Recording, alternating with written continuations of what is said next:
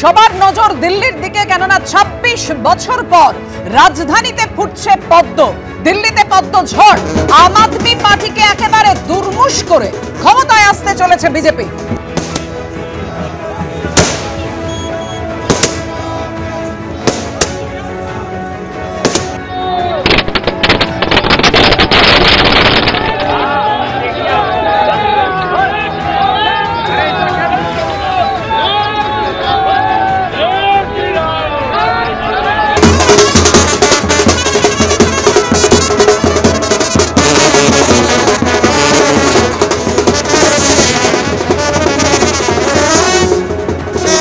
বুঝতেই পাচ্ছেন ২৬ বছর পর, ১৯৯৮ এর পর এবার দিল্লি দখলের পথে বিজেপি।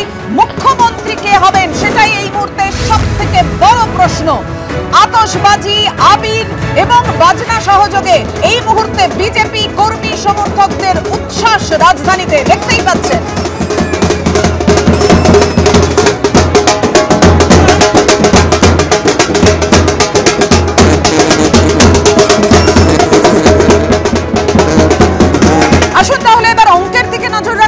দিল্লি বিধানসভার ৭০টি আসনের মধ্যে ৪৭টি আসনে এগিয়ে রয়েছে বিজেপি, আপ এগিয়ে রয়েছে ২৩টি আসনে।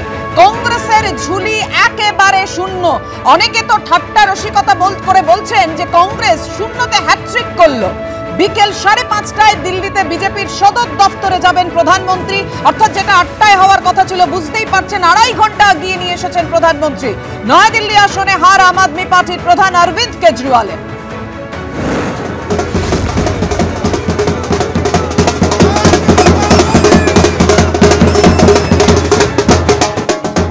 কেজরিওয়ালকে হারিয়ে জয়েন্ট কিলার বিজেপি প্রার্থী প্রবেশ শর্মা।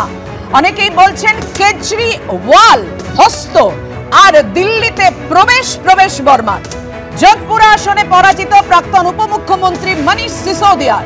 কালকাজি আসনে একেবারে একা কুম্ভ যেন রক্ষা করছেন নকল বুঁদিগড়ের মতো অতিশী মারলেনা। জয় দিল্লির বিদায়ী মুখ্যমন্ত্রী অতিশী মারলেনা।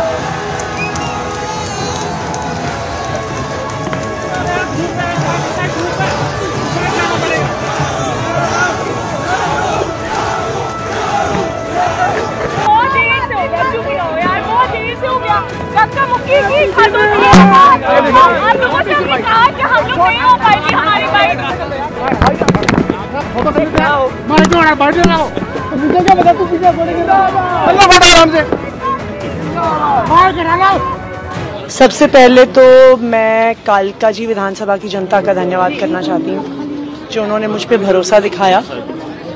मैं अपनी पूरी टीम का धन्यवाद करना चाहती हूँ जिन्होंने बाहुबल, गुंडागर्दी, मार पिटाई का सामना भी करते हुए जमीनी स्तर पे मेहनत करी और जनता तक पहुंचे। बाकी दिल्ली की जनता का जनादेश है, हमें जनादेश स्वीकार है। ये मैं अपनी सीट जीती हूँ, लेकिन ये जीत का समय नहीं है, ये जंग का समय ही है। जंग जारी रहेगी भारतीय जनता पार्टी के खिलाफ, उनकी तानाशाही और उनकी गुंडागर्दी के खिलाफ। आम आदमी पार्टी हमेशा गलत के खिलाफ लड़ती आई है और हमेशा गलत के खिलाफ लड़ती रहेगी। ये जरूर एक सेटबैक है, लेकिन आम आदमी पार्टी का संघर्ष दिल्ली के लोगों के लिए, देश के लोगों के लिए कभी खत्म नहीं होगा। দিল্লির লোকের জন্য এবং দেশের লোকের জন্য যে লড়াই আম আদমি পার্টির সেটা জারি থাকবে, অতিশী মারলেনা বললেন। কিন্তু যেটাকে সাথী করে আম আদমি পার্টি ক্ষমতায় এসেছিল সেই অস্ত্রেই তো নিজেরাই বিদ্ধ হলেন আম আদমি পার্টি। প্রশ্নটা তো এখানে আপনাদের সামনে যা রেখেছি, ২৬ বছর পর রাজধানীতে ফুটেছে পদ্ম। অর্থাৎ বুঝতেই পারছেন ১৯৯৮ এর পর একটা দীর্ঘ সময়ের পর দিল্লির মসনদ দখল করতে চলেছে বিজেপি।